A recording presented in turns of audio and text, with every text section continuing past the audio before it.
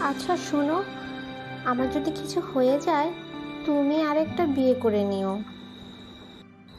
আচ্ছা, বিয়ে তো সমস্যা নাই, করব। বিয়ে মানে এত তাড়াতাড়ি রাজি হয়ে গেলে যে? দেখো, আমি তোমাকে সবসময় খুশি দেখতে চাই, তাই রাজি হয়েছি। আচ্ছা, কাকে বিয়ে করবে? পাশের বাসার সাদিয়া আছে না, ওই যে সাদিয়া, তাকে। কেন তাকে বিয়ে করবে? সে তোমার মতো আমার খুব খেয়াল রাখে, আদর যত্নও করে।